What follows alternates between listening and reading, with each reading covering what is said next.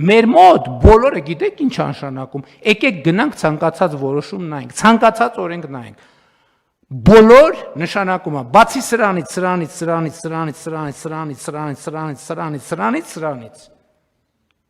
Պարտադիր է բոլորի համար։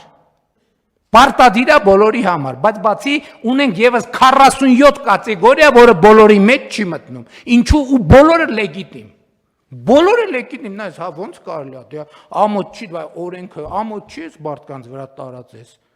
Բայց բոլորի համար, բայց օրենքի գերակայությունը, օրենքի իշխանությունը, թափանցիկությունը բոլորի համար, բոլորը պետքա լինեն թափանցիկ, բոլորը պետքա լինեն թափանցիկ, իհարկե բոլորը պետքա լինեն, բայց 87 կատեգորիա կա, որ եկեք պետք չի, իրանք լինեն թափանցիկ, որտեվ իրանք մեկա ցույց տալու բան չունեն։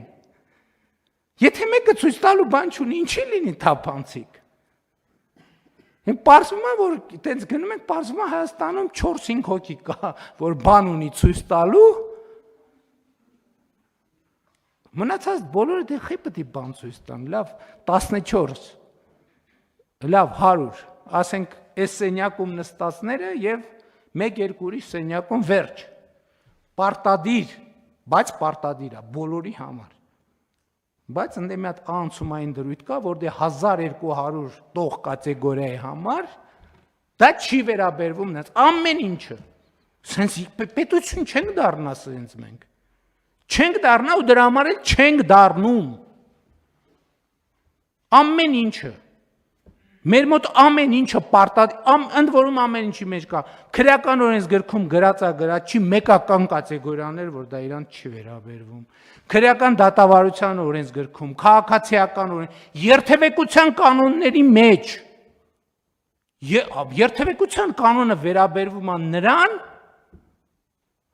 ով կռուտոյ չի։ Էդ էլ նայած, մարդ կա, որ արագության խախտման կռուտոյ է, բայց լուսացույցի տակ կանգնելու դեպքում կռուտոյ չի։ Եվ այդպես շարունակ։ Դրա համար է օրենքի նկատմամբ մեր երկրում էսա վերաբերմունքը, որովհետև դե թե օրենք ստիպված ես, ուրեմն ինչքան այս կյանքում չունես բան արած, վաստակած, որ ստիպված ես օրենքով ապրել։